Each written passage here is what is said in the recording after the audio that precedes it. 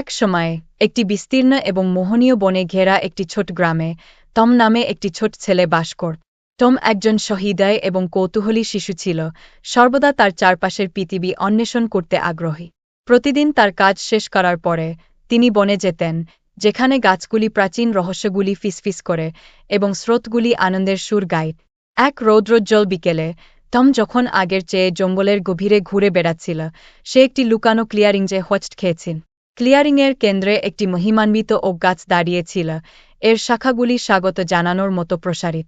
তার আশ্চর্য হল, গাছের নিচে সব ধরনের প্রাণী ছিল, খরগোশ, হরিণ, কাঠবিড়ালি, এমনকি ওপরে বসে থাকা একটি বুদ্ধিমান বুড়ো পেঁচ। টম সাবধানে তাদের কাছে গেল, কিন্তু প্রাণীরা কোনো ভয়ে দেখাল না। পরিবর্তে তারা তাকে উষ্ণ অভ্যর্থনা জানান। বনের প্রাণীরা টমকে দূর থেকে দেখেছিল এবং তার কোমল স্বভাবের কথা জান। তারা সিদ্ধান্ত নিয়েছে যে এটি নিজেকে প্রকাশ করার এবং সেই ছোট্ট ছেলেটির সাথে বন্ধুত্ব করার সময়ে যেটি সর্বদা তাদের বাড়ির প্রতি শ্রদ্ধা দেখিয়েছেন। অলিভার নামের জ্ঞানী পেঁচা প্রথম কথা বলেছেন। স্বাগত টম, আমরা আপনার জন্য অপেক্ষা করছি, তিনি একটি গভীর, প্রশান্ত কণ্ঠে উচ্চারণ।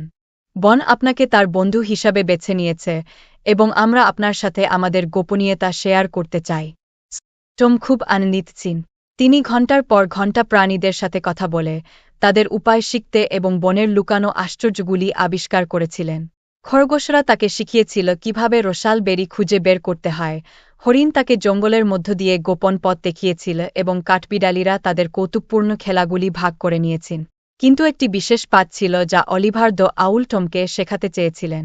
টম, অলিভার বল, বন হল একটি জীবন্ত, শ্বাসপ্রশ্বাসের জায়গা, জাদু এবং জীবনপূর্ণ।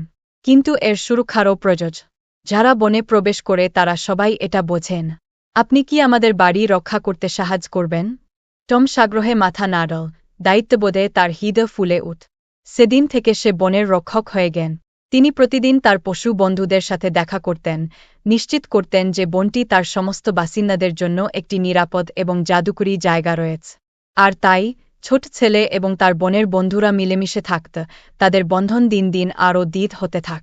টম শিখেছে যে সবচেয়ে বড় অ্যাডভেঞ্চারগুলি প্রায়শই সবচেয়ে অপ্রত্যাশিত জায়গায় ঘটে এবং সেই সত্যিকারের বন্ধুত্বের কোনো সীমানা নেই, এমনকি একটি ছেলে এবং বনের প্রাণীদের মধ্যেও নয়।